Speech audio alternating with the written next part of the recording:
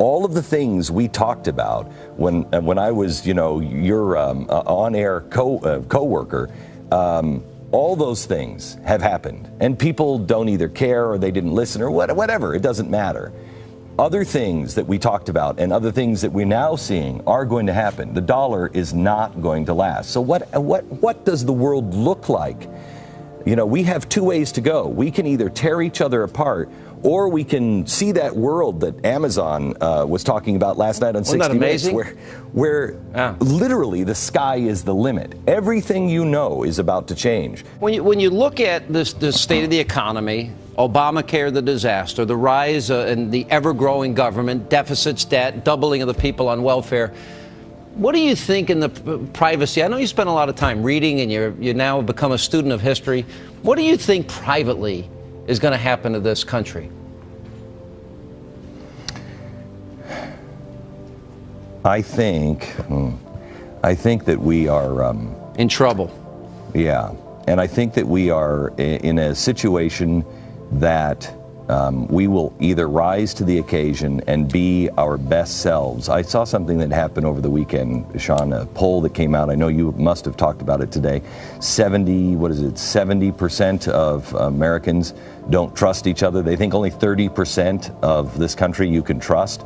If that remains true, well, we then become Europe. We see signs that with the noblest of intentions, the Obama administration is in a kind of headlong retreat from the kind of global engagement that, in our view, offers the best hope for peace. Quick final thought from you, because you say openly in your essay that you're reserving judgment on all of this as we learn more over the next several weeks. But one of the things that you talk about in a broader perspective is global powers trying to rearrange themselves into a new global world order. What we're seeing is a kind of a concerted pushback by these three countries.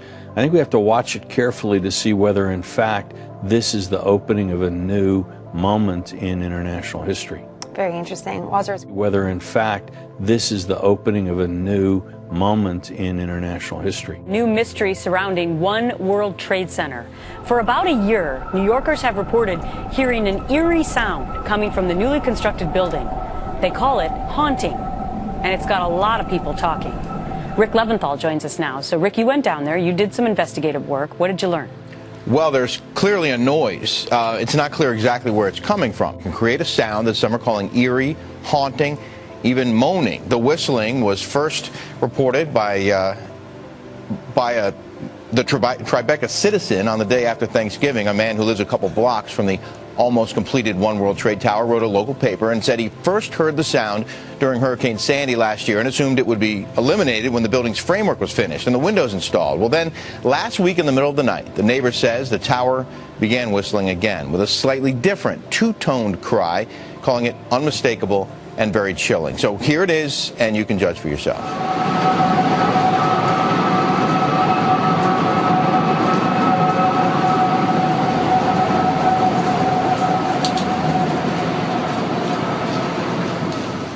One of them is the mechanical mismatch between humans and electronics, right? So electronics are boxy and rigid, humans are curvy and soft. That's a mechanical mismatch problem.